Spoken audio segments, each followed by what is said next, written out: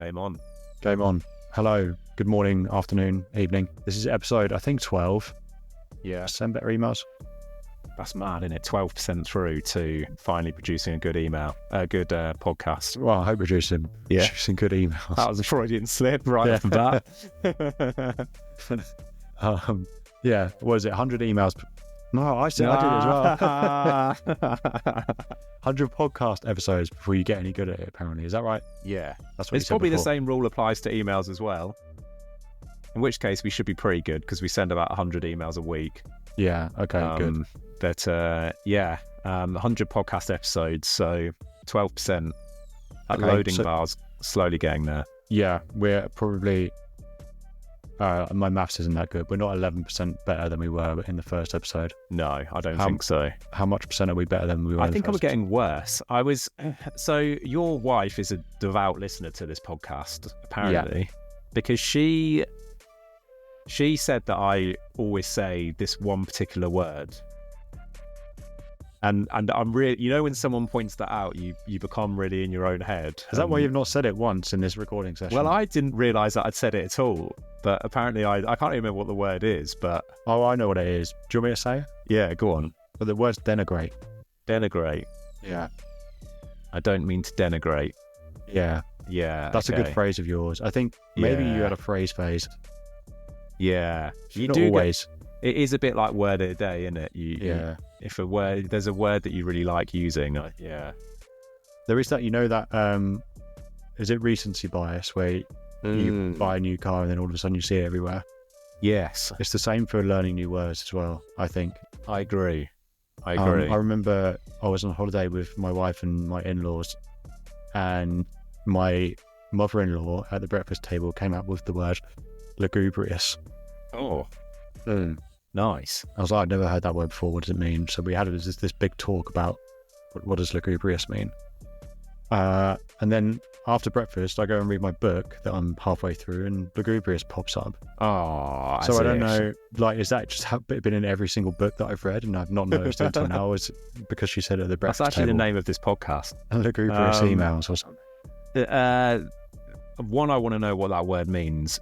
Two, I think the best way to learn a word is for that to happen, where it pops up in the wild shortly after you've learnt it. Yeah. What does lugubrious mean? Well, it was a long time ago and I've forgotten. Let me have a look at what lugubrious means. It's a nice sounding word. Yeah. Okay, you just said that our email is lugubrious. Our podcast is lugubrious. Looking or sounding sad and dismal. So that works. Yeah, it does. Well, welcome to this lugubrious episode. Yeah. Where we're going to talk about accessibility, which hopefully won't be a sad or dismal topic. No. You said you had a funny anecdote to start this episode off, and we just then... No, that was it. What was? Talking about denigrate, the word I always say. Oh, okay, right, fine. Sorry. That was it. Do you feel like you've improved as a podcaster, Jamie? I didn't ask that question back. I don't know. I don't know if anyone can say if they've improved. I think that's up to the listeners, right? I mean, I'm a listener, and I don't think you have. You don't think I've improved? No. I think I need more energy in my podcasting. I think when we're talking, I just talk like we're talking normally, like having a conversation. I think it would be a bit cringe though if you're suddenly like, "Hey guys." Yeah. I just had an American accent all of a sudden. It just would. Yeah. It wouldn't be you. You've got to be yourself. Yeah, and maybe myself is just too lugubrious for podcasting. Yeah, I was gonna say, just your lugubrious self. Yeah. Just like Eeyore.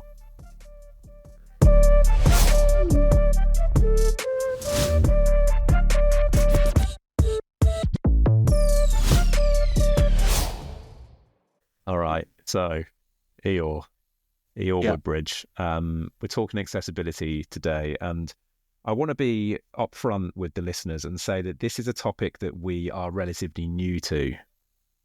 We are investing more time in learning about it, in part because there is a significant law change in Europe which comes into effect in the summer of 2025, called the European Accessibility Act. So that kind of came onto our radar at the beginning of this year. And as part of that act, there are various criteria that need to be met for any businesses sending out email comms, certain accessibility criteria. So that sort of piqued our interest and obviously got us reading about it. And it sort of unearthed a whole load of fascinating information about this topic that I think the two of us had been anecdotally aware of, but had never really spent huge amounts of time researching, which that's definitely to the detriment of us. Yeah. Did you say piqued our interest? Oh, I did, but I did, but you know what? That's one of those words where I've said to people before, it's so embarrassing because I used to say piqued rather than peaked. I always thought it was piqued, like Gerard Piqué, the Barcelona footballer. Defender. You've just been piqued. Yeah. But I still do it, even having realised that it's wrong. I still can't help myself. Yeah, that's embarrassing. I like it. It's like That's happened. sometimes posh people pronounce things in a slightly different way, don't they? Yeah, to everyone else. Yeah. No, it's funny. I debate whether to let you get away with that one, but I thought I had to pay No, attention to thank it. you. It's good to point out. I'm sad that it's now like immortalised on this podcast, but definitely leave it in. I deserve it. I mean, I hate to denigrate, but So I suppose part of the reason why I give that explainer is that there's certainly sometimes you and I can be guilty of sort of guilting people into not doing something that they should be doing when it comes to their email marketing. And it would be easy to go down that route here and be like, of course you should be doing this. This is your moral imperative above anything else. But it's important to stress that a lot of the things that we're going to be discussing today are quite technical, quite difficult to measure, and by no means intuitive for someone who is lucky enough not to have any of the accessibility issues that we're going to be touching on. And so there is absolutely no blame here from us or any sense of this is something you ought to have been doing for years. As email marketers, we are relatively new to this world and the sort of the technical nuances of it. And so we're going to do our best to give you a sort of crash course over the next 20 minutes or so in the hopes that you come away from it understanding why it's important from a moral perspective, but also from a legal and indeed business standpoint, why accessibility in your email marketing matters so much. Nice. Okay, cool. Also accessibility isn't it when we're talking about accessibility in email communications, it's not always the extremes that you think it is either, right? Because accessibility in emails can sometimes just mean people who prefer to read their emails in dark mode, for example. Yeah. I think, making emails accessible isn't just about those extreme circumstances where, where we're talking about, a small minority of people who need a bit more help in that, in this area. But, making your emails accessible means making them accessible for everyone, and not in a, accessible for everyone is probably one of the most cringe phrases we've ever said. But that everyone has levels of accessibility requirements that are worth thinking about here. And the biggest argument that we can make, besides the moral imperative, and you've just touched on the legal imperative there, is but on the business imperative, in that you are more likely that your emails are going to perform better if you make them more accessible. And not just notionally or anecdotally, that actually perform much better. And it will help you achieve your business objectives as well. So this is definitely an area where you're more versed in than I am, James. So I'm going to play the role of interviewer and you can be interviewee. Sure. So do we want to just talk about some of the top and obvious ways that you can make your emails more accessible? Yeah, so I think the best place to start is to quickly talk about some of the reasons why someone might not be able to read or enjoy or engage with your email in the way that we would like them to when we're putting it together. Because as you say, Jamie, it's far more than just someone who is blind, for example. So vision impairments in general can be a big reason why someone might find it hard to engage with your email. So that could be anyone who wears glasses, for example, who struggles with reading text on a screen. And you're going to teach us how to do an email in Braille, aren't you? How to make your emails 3D. Yeah. At least 2.2 billion people globally have near or distance vision impairment. So, that's I don't know what the world's population is at the moment, but I reckon that's probably about a third. Yeah, significant. I think we're at 8 billion now, aren't we? So are we? Yeah, it's really shooting up. It is, yeah. Yeah. Colour blindness. Jamie, here's an interesting fact for you. 1 in 12 men are colourblind. 1 in 200 women are colourblind. That's intriguing, isn't it? 1 in 200? 1 in 200 women are colourblind. 1 in 12 men are colourblind. I was going to say, it's a lovely green show you got on today. Oh, good one. I didn't know that key difference. Yeah. It's crazy, isn't it? 8% of men, 0.5% of women, if you want them in percentages. Dyslexia impacts 15% of people worldwide. 30 million people in the US alone. I'm afraid a lot of the statistics I'll be referring to are either going to be worldwide or applicable only to the US. But you can apply most of the statistics in the US when it comes to accessibility to Europe as well. They're more or less the same. Certainly the ones that I've seen anyway. Cognitive disabilities affect 14% of US adults. Aging population, Jamie. By 2030, 1.4 billion people will be over the age of 60. So there are vision and cognitive challenges associated with that. And situational disabilities, for example, if you've broken an arm or both your arms or whatever, it might be hard for you to access certain content online. I can't wait for the point in this podcast where you tell us how to write an email that's more accessible for someone who's broken both of their arms. Well, yeah, I mean, I will actually. So yeah, just remember, you promised before this episode started that you'd treat this topic with deference and respect. Yeah, and laughing at someone who's broken both their arms isn't either of those things. I'm laughing at you. Okay, unless you've broken both of your arms, in which case I can only apologise. Well, no, I haven't broken both my arms. No, good. I think I mentioned the dark mode thing, and maybe that's not as important here, but I think from my standpoint, I know the stats that around dark mode and how often businesses and brands don't make sure that they aren't making sure that their emails are optimal on dark mode. For me, I get a headache if I look at if my screen's too bright.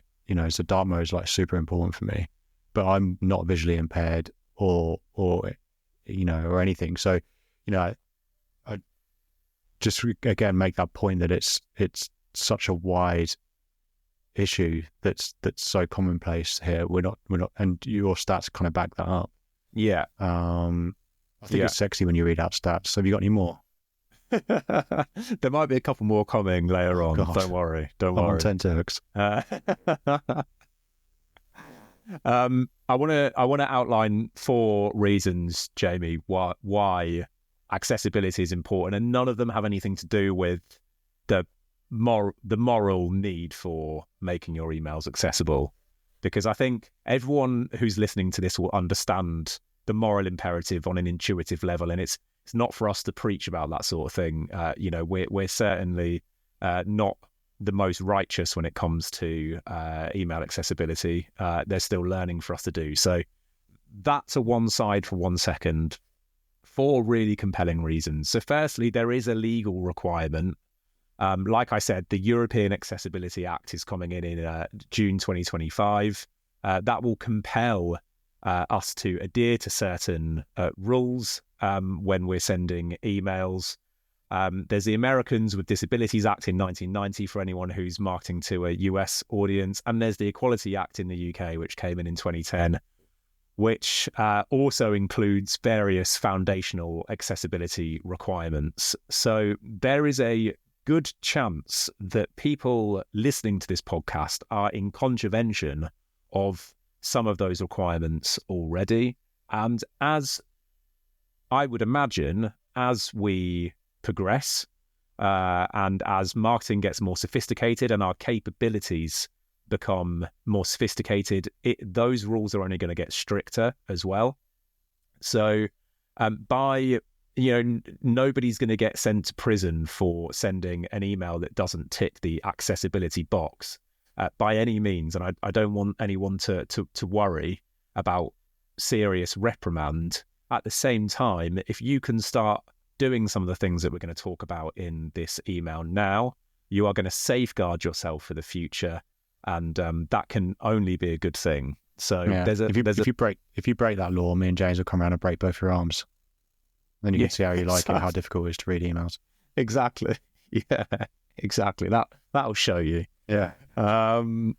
There's also a business imperative. So this is number 2. This is number 2. Yeah, there's a business imperative. So whenever we're sending an email that isn't accessible, we are ruling out a certain number of our recipients from taking action or engaging with the email in a way that we would like. So if we are trying to sell something to them, we are leaving money on the table if we're not making it easy for them to act on the CTA that we want them to act on. There is, in the US alone, $1 trillion a year of disposable income held by people with disabilities. So this isn't some sort of small rounding error. This could be the difference between success and failure for your email marketing. So I just want to stress that, there is, if for no other reason, there is a really compelling financial reason to make sure your emails are accessible. You're maximizing the number of people who are able to spend money with you or do whatever it is you want them to do. Nice. You said $1 trillion like the guy from Austin Powers then. Yeah, I should have done the finger, shouldn't I? The third reason is deliverability. So deliverability is a bit of a black box, as we've probably mentioned before. And just for clarity, if this is your first episode of Send Better Emails, deliverability is our likelihood of not being sent to the spam folder, of getting into primary inboxes, of our emails being sent successfully. One of the criteria used to determine how much an email deserves to be sent to primary inboxes is accessibility. And again, this is a factor that I think is only going to become more and more important when it comes to deliverability. So sending emails that tick the boxes when it comes to accessibility means your email is almost certainly more likely to reach the people you want it to reach. And the final thing I would say here, I guess a little bit linked to the morality argument, is the brand benefits that sending accessible emails gives you. If you are able to engage with a demographic that are used to being frustrated, that are used to not being able to engage in emails well, and you're the only clothing brand, the only agency, the only whatever it is that's actually respecting them enough to send emails that they can fully absorb and enjoy, that has huge implications on brand loyalty. We're not just talking about winning that one-time purchase. We're talking about turning prospective customers into lifelong customers purely because you're ticking these boxes. Good little roundup there. I think we're going to talk about, are we going to talk about some specific things that people can do, just like giving a few out? I think our goal for any episode that we record and put out there is for someone to have come away from an episode and thought that thing that Jamie said, or James, well, more likely Jamie said, but maybe James said it was interesting, and I might go away and action that or look at that in my own thing, this week. That that's the plan. We're not trying to reinvent the wheel here. We're just trying to give something. If it's just one thing per episode, awesome. If it's one thing per 5 episodes, I don't know why you'd stick around for that one nugget in 5 episodes, but that's our plan here. And so, I think if we're able to give some examples of, okay, here are some things that you can do to make your emails more accessible. There's a really long and convoluted and quite complex list, right, that you want to point people towards. But some kind of headlines out of that would be great, So do you have those available? Yes, yeah. There's loads actually, and if we can, we will link to an article published by Litmus, who actually have an accessibility tool on their website that means you can test your email for accessibility, and it will give you a score and tell you what to improve in order to make it more accessible. So that's an excellent resource, and they publish an article sort of adjacent to that tool, which gives you a whole range of criteria that you ought to be thinking about, and lots of detail about that. And we're not going to cover every single one in this podcast. I don't think the podcast is the most friendly way of absorbing that kind of information, but there are a couple. So I would say that the one that really sticks out to me, and perhaps that's because I think it's one of the most common mistakes that brands in particular make when it comes to their emails, is designing their emails as big image blocks rather than designing them natively in the email provider platform. So what do I mean by that? Well, brands that are particularly conscious of their aesthetic, so that can be any brand really, but you see it particularly in D2C emails. If you're a clothing brand or perhaps a beauty brand or something like that, you want your emails to also be beautiful. The temptation is to create an image of your email and build it in Canva or Photoshop or wherever you InDesign, whatever it might be, and effectively upload the image as an email. So just one image that you're sending out, and it will look beautiful because you're not beholden by the more strict, limited email builders that are usually native to these platforms. Instead, you can effectively include anything in there, any typeface, anything you want. And that is something that, Jamie, you and I see time and time again. It is incredibly harmful from an accessibility perspective. And the main reason for that is that when you have just one big image, it means that as far as the email's concerned, there's no text. So anyone who's using a text-to-speak piece of software, i.e. something that will read out the text for those that can't see the text very well, won't get anything at all. They literally, your email might as well be nothing. Some people will also have a plugin on their desktop browser, for example, or an app on their phone that will take the font and change it into a different font that's more friendly for certain visual impairments, or it might make the font bigger, for example. Again, those are things that if your email is just one big image, they can't work their magic. So I would say if you are guilty, or guilty is the wrong word, if you are currently building your emails just with images, big blocks of image, and not using the native facilities that these email providers offer, then you are hampering people's ability to engage with them. And you should do what you can to include as much text as possible native in the email builder. So have I explained that well? It's quite difficult without visuals. But... Yeah, you have explained that well. I mean, I'm also an email marketer, so I get it. So we'll wait for feedback or the trolls. Yeah, tell us if it wasn't. So I think that there are ways in which we can design emails to still make them look beautiful, to still include some images, so we keep our brand fonts and where it's not defaulting to website fonts when we send the email. There is this hybrid kind of design that we can use that gives you the best of both worlds. And the other thing, I think, when you have an all-image email, you've got to consider that's got to be delivered to lots of different devices, different inboxes, etc. So, how that arrives might look different. And you will identify images in the emails, James, and you might say that's a real zoomer, that one, where people, in order to read it, you have to zoom into it. And if you're asking people to take that step as well, then it's likely it's not going to get consumed as the way you want it to.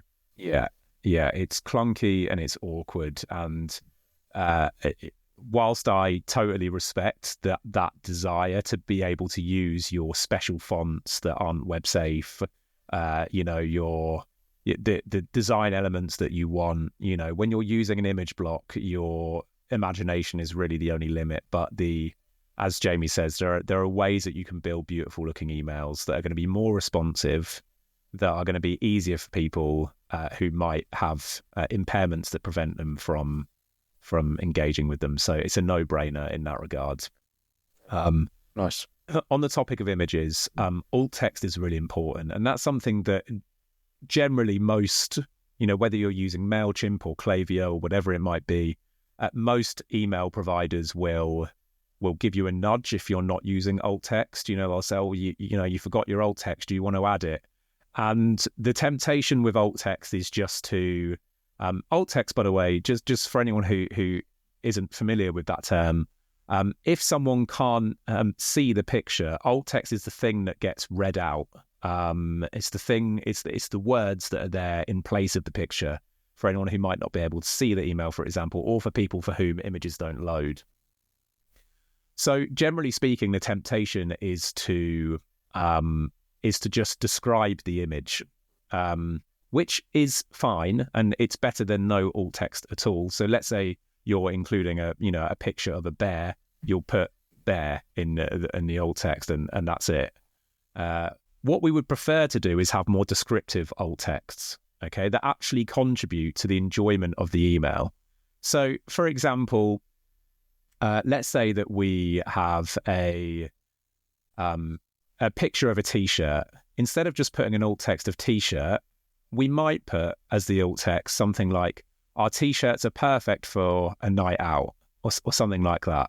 So the person listening to this knows that it's a t-shirt in the picture, but they're also still getting some information. They're still getting something about that image beyond the fact that it's just a t-shirt. So that is really, really important, and kind of links quite closely to just generally being more descriptive, thinking about people that can't necessarily see the email as well as others. Where alt text is super, super important, though, when it comes to images, is when you're linking an image. Now, we are quite agnostic about linking images in general, because there's rumour that it can impact deliverability if you're linking too many images. But we also understand the value of linking images. If you are linking an image, people, you must use alt text. If you don't, someone listening to this email through some sort of text-to-speak software will instead just have the whole URL read out to them.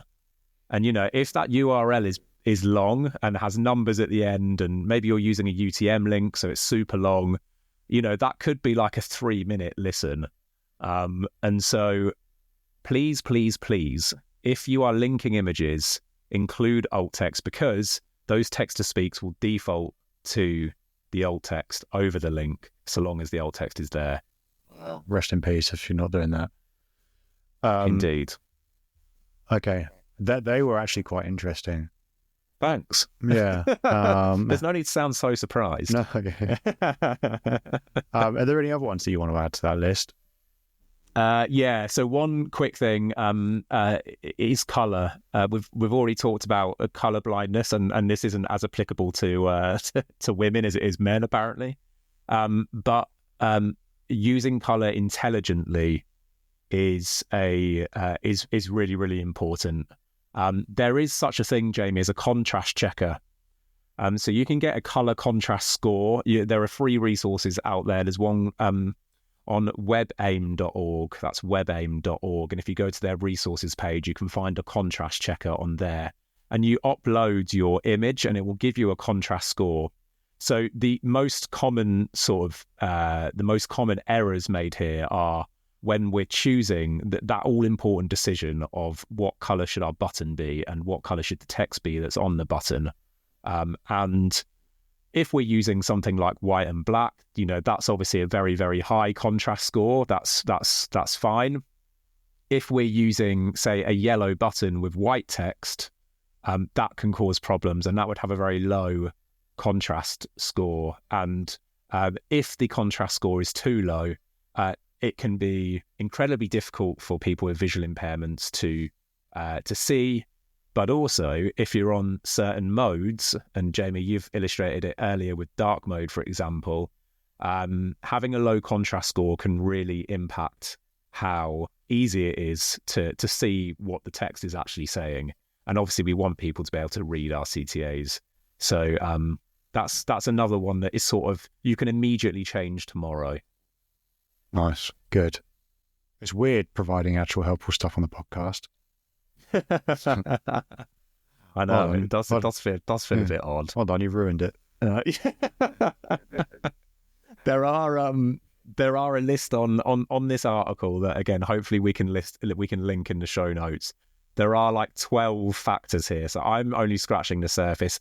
Everything from larger font sizes to giving your copy breathing space to whether your text is left aligned. Like, all of these things will also make a difference.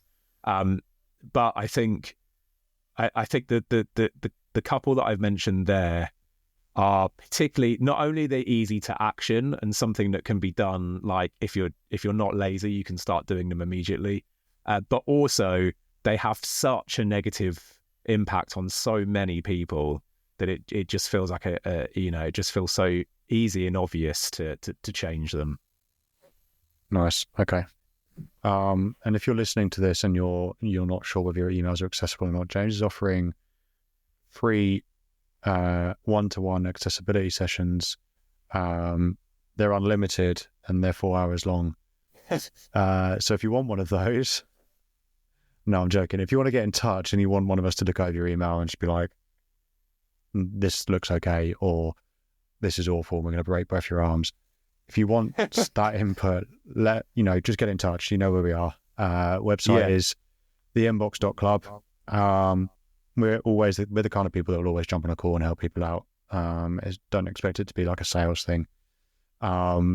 Just get in touch and we'll help. For sure. And that's the thing, is that you do, unless you have Litmus, and Litmus is a relatively expensive piece of software.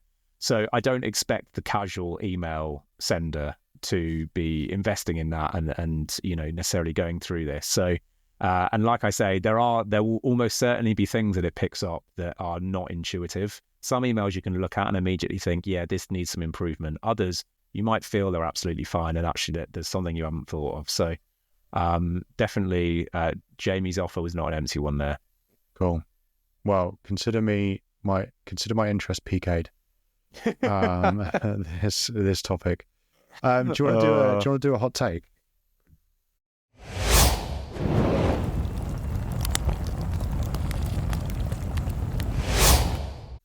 I guess my hot take is, even if you are devoid of any sort of morality or care for the significant number of people that can't read your emails, even if that's the case, do it for the money, and do it to tick that legal box as well. There is always a great reason to be doing this stuff. So I don't know, I've kind of said that already, but I think it's really worth reiterating. Yeah. Do it for the money. I know we have an incredibly, immoral bunch of listeners, and so I need to talk in a language they'll understand. About my wife again. Yeah. I wouldn't denigrate Mel like that. Good one. Oh, it's all come full circle. What do you have a hot take? Yeah, I do. Again, I'm cheaping out with this one. But I will try and remember to put that link into that Litmus article into the show notes for this. My hot take is that you should go and read that. I think that is a really good one-stop shop for resource for this kind of thing. So if you want to read more about it, head to there. We're definitely not sponsored by Litmus. I wish we were. But yeah, go and read that if you want to get into this subject a bit deeper and you can't face spending FaceTime with James and I on a helpful call. No one would blame you for. No, absolutely not. Cool. So that's it. We've just recorded 3 episodes in a row, which is going to be a weird time warp. It's like an Interstellar where for every half an hour for us is like 3 weeks for you as a listener. Yeah. Where are the giant waves? Wait, is that Interstellar? No, No, You I know don't the- remember giant waves in Interstellar. You know the scene where they're on that planet and they're like, look at that mountain, it's moving, and then it's a huge wave. Ah, I don't know. I'm sure that's Interstellar. Yeah, it might be. I've only seen it once. I need to rewatch it. Yeah, it is. It is. Tidal wave Okay. scene. I'll link it to you on YouTube afterwards. It's really good. Nice. Okay, do that. Yeah. I've been meaning to rewatch that for ages. Yeah, same actually. Do you want to watch it together? Oh, that'd be nice. Yeah, like popcorn. Don't think it's but- on any of the streaming platforms. That's the only thing. Really? Oh, maybe it is. It's gotta Is be it the on one with one. Matthew McConaughey? Yeah. Yeah. I Yeah. tried to find it the other day because I want to watch it as well. Let's get together. Well, if it's not on one of the, I mean, I must be paying like 200 quid a month for streaming services at the moment. If it's not on one of those, someone owes me some money. Yeah, okay, we'll get it sorted. Popcorn, pajamas, and Interstellar. We'll I find feel it like we hang somewhere. out enough. Do we have to also watch films together? Yeah, Yeah, we do. we Yeah. do. Yeah. We might have to buy the DVD. Oh, Do you even God. buy DVDs anymore? You know what? So I recently upgraded my Xbox, but the new Xboxes don't have disk drives, Not if you're frugal and you get the cheap one. They don't. which obviously I did. Yeah. You know me well enough by now. Yeah. So we've now got all these DVDs and Blu-rays that we can't watch. So we're in the throngs of like looking for a Blu-ray player so we can watch these things. So I'll just we're get rid going to of them. buy one. What do you think? Wow. Yeah, I did that. I Music Mag all my DVDs. Anyway, we're at 36 minutes. Let's stop talking about DVDs. Oh yeah. Oh, Okay. yeah. Okay. Yeah. Thanks for listening, All right. everyone. Thank you. Tune in Bye. next time. Bye.